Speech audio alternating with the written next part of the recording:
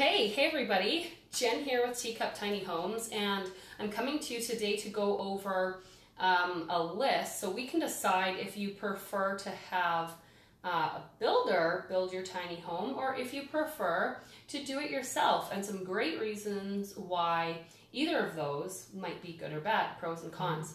So I'm actually going to just check in here on the computer. Awesome. Okay, so we can see what's happening. I'm just going to adjust the camera a little bit. And there we go. All right. So I'll have a chance to see your comments. So as you're on here below, type any comments that you might have, and then I'll be able to see them come up, and then we can kind of go over some of these pros and cons together. Okay? Hopefully I can see your comments online. And if not, then I'll be able to see them later and we can talk about them then. So over here, what we're going to do is we're going to go DIY versus builder. And obviously, there are some really great reasons for both to either DIY, do it yourself, or to hire someone. Hey Karen, thanks for coming. So let's get started with some of those. And as you're jumping on here, then feel free to tell me some of these reasons why as we go through, okay?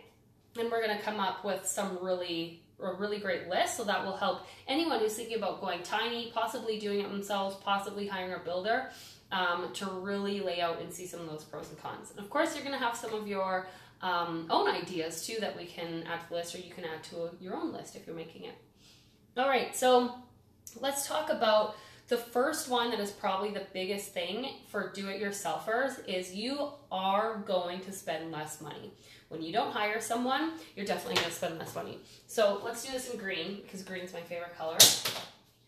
And of course, these are my giant Post-its on the wall that I love to use all the time. So less money. When you spend less money, there is one thing that is very obvious, and that's going to be you're going to take you more time to build your tiny home. So with a builder, you're going to be spending more money, put that over here, but less time, right? When you hire a professional, it's going to take you less time. So over here, do it yourself first, less money, more time. So let's kind of get into that nitty-gritty of more time versus less time. When you hire a builder, of course it's going to cost more because you're paying any other trades or framers, carpenters, professionals that do this and build homes all the time, every day. So it's going to take them less time to carry out the tasks that they have to do, but at the same time you're paying them for your time. Also, you're paying for your builder's expertise. So one thing that's really key with this, although you're paying more when a builder does it, if builders make mistakes, ultimately they're paying for it, right? As long as you have that in the contract. But there's probably less mistakes that are going to be built or made. If you, let's see, if you're building on your own, then of course you're going to make more mistakes that are going to cost you a lot more time. So let's put that over here. More mistakes.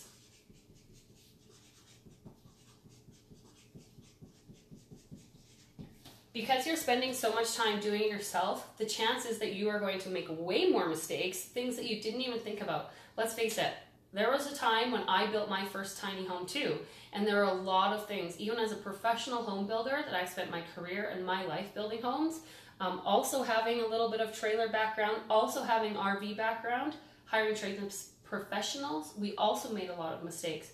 So those mistakes are going to happen, and there's really something to be said for building more than one tiny home. You know, practice makes perfect. The more we do it, then the better we get every time.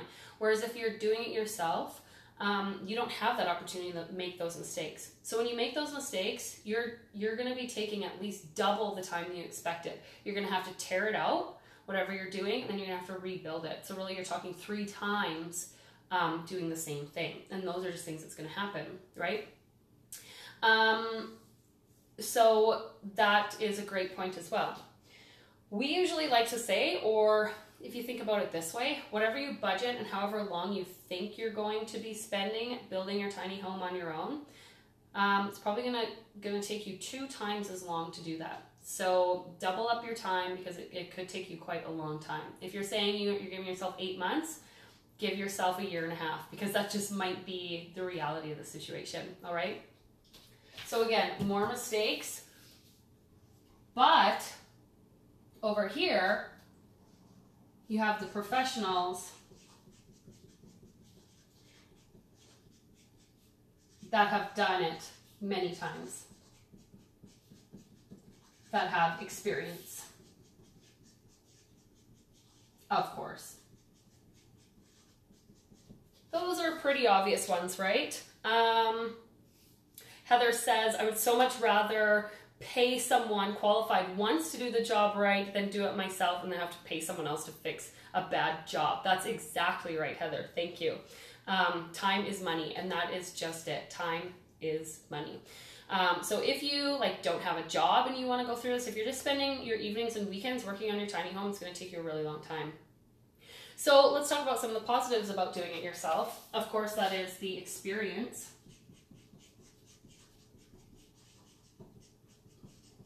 And that is, if you have some skills and you do want to do it and you just really want to work through that experience of doing it, you want to see how the tiny home goes together, and you want to maybe spend that time with a loved one, a dad, or a mom, or a brother or sister, or your spouse, or something like that, your kids, putting your tiny home together, that is a really great way, doing yourself, to experience that.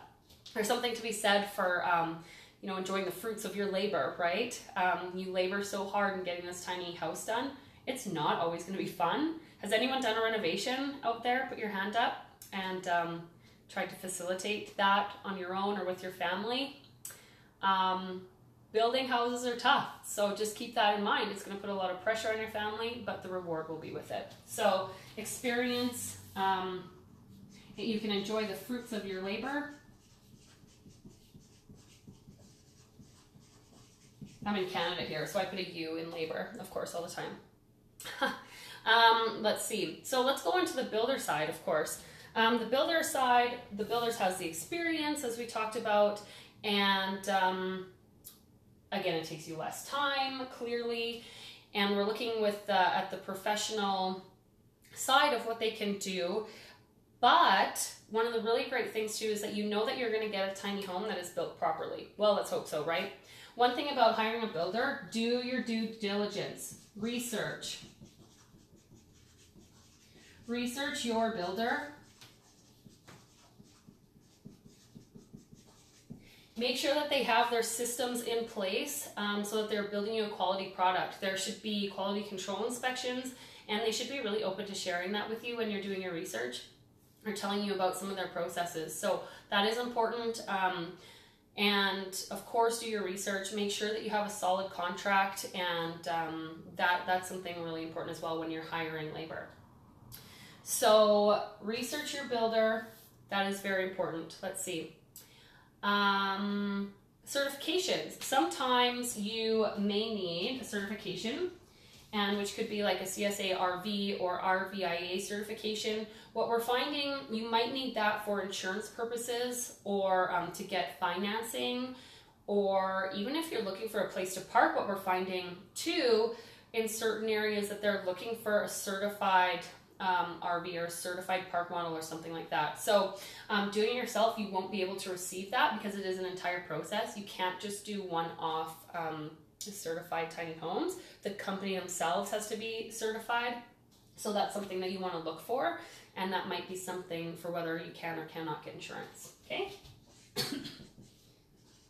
Certification,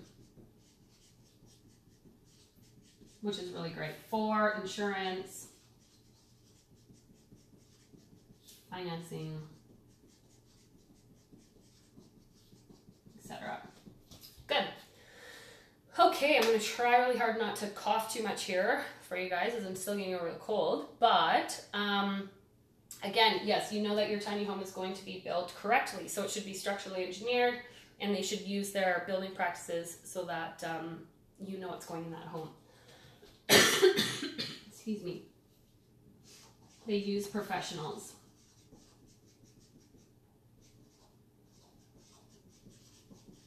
All right, my spelling may be atrocious today, so I apologize. It is what it is. I love autocorrect. Okay, so going back here, let's see, you can learn, you can experience, build, and it might take you quite a bit longer. Is there anything else that anyone wants to say? I'm looking at the notes here to see if there's anything that you want to add. But there are a lot of great reasons to build a tiny home versus not. Excuse me. Do it yourself or hiring a builder. At the end of the day, this is going to cost more and it's going to take you less time. And over here, it's going to cost you less, but it's going to take you more time. Also, research. That's another one. For over here, you have to research your builder over here, but your builder is going to give you recommendations of products that they know work, products that they know work well, and they'll also be doing a lot of that background research. That's what you're paying them for. They're building specification. They know what works, they know what doesn't. Over here, how many of you have gone through like hundreds and thousands of YouTube videos and tiny home blogs to try and figure out what furnace or heating source you're going to put in your tiny home? Yeah, there's a lot, and it still doesn't give you the true answer necessarily. You can decide from whatever those different options are. One thing to consider with that too, when you're doing your research, is climate. Here in Canada, of course, we have a lot colder climate than in Phoenix. So a video posted on YouTube in Phoenix isn't going to work the same way as someone who's building for the Canadian climate. So that's something huge that you have to look out for too. So research, again, more time. And you need to make sure as well, if you're doing a DIY, that your tiny home isn't going to fall apart when you're traveling down the highway. That's something that's so key. Excuse me. Quality. It's all up to you to ensure that you're building a quality tiny home, and that, again, as you're moving it, as you're living in it, that it's not going to be uninhabitable, or you're not going to cause an accident as you're driving down the road. So there's a lot of research, a lot of due diligence, which is one of the biggest reasons why, as Teacup Tiny Homes, I wanted to make sure that I was doing it properly. So we hire professional engineers. We have engineer stamped drawings. We are CSA certified in RVs and park models. So when we build our homes, we can build them to those RV standards. And that really makes sure that we are building something that isn't going to fall apart and that does meet those codes. Because there are standards that need to be followed, especially when we're talking about taking a vehicle on the highway. We really want to make sure that we're doing that right. Okay. Another thing with DIY, because of that reason, if you're doing quality, you may be overbuilding, right? So there's a possibility,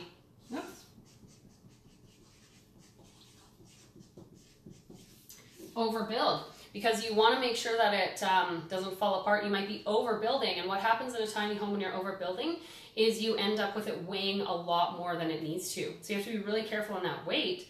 Again, you can build a tiny home that can be pulled by a 3/4 ton truck, but if you start overbuilding, adding too much lumber, adding too much strapping, adding too much wood and too much metal or whatever else into it, and you don't know how much it's going to weigh, the last thing you want is to have a tiny home that's all done and then it goes over the towing capacity of your truck, or even a 1 ton, to the point where you have to pull it with something like a semi. That's going to get really pricey for you to move. So that's something as well that your builder can help you with their systems. And going back to this experience. All right, what else do we have? Anything? Looking at the comments here, but I love doing these extra large Post-its on the wall to get all my ideas and all my notes out. So you'll actually see these all around HQ here whenever we're looking at marketing or trying to do anything. So to recap, let's look at DIY. Again, like I said earlier, less money, more time is what it's going to cost you. When you hire a builder, you're going to be paying more money, but it's going to be less time. We have making more mistakes, although you will get to experience the entire build. Maybe you're working with friends or family. You'll enjoy the fruits of your labor. When you're sitting in your tiny home, you're going to be super excited when you're looking at the wall and saying, I did this. Research takes you a lot more time again. You want to make sure you're building a quality product and that you don't overbuild it for weight reasons. Over here, Professionals, we have the experience. Builders, they've made those mistakes, likely on the first ones, and the first one possibly, or they've grown from their experience, not necessarily their mistakes, but they would have to pay for any mistakes as well. If they do mix anything up, then they'll have to be redoing it at their own expense, so that expense won't fall on you. You have to research your builder. Your builder could have certifications, but make sure that their systems are really in place so that you are getting your quality build. Let's put quality control here.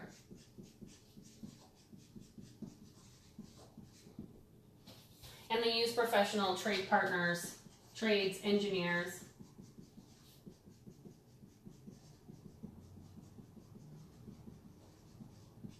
There you go. You use professional trades and engineers to make sure that you're getting the quality product as well. So I know that there is way more DIY versus builder. Personally, I'm going to lean towards the builder side, as we have built tiny homes in the past. We know some of those things that you should do or should not do that you as a DIYer, you would be left on your own to figure out. Before we built our first Teacup tiny home, there was about 2 years of research that went into it.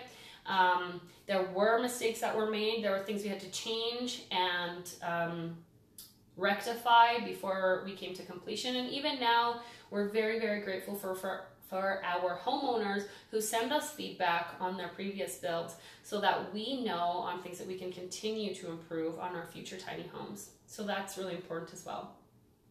So for anyone watching today, thank you all for joining me. Once again, I'm Jen with Teacup Tiny Homes. Thanks for following along. You'll be able to find this video posted on our YouTube channel. Search for Teacup Tiny Homes there. Be sure to follow us along on Instagram. And if you have any questions, info@teacuptinyhomes.com. Nice to see you guys today, and have a super fabulous rest of your week. Take care.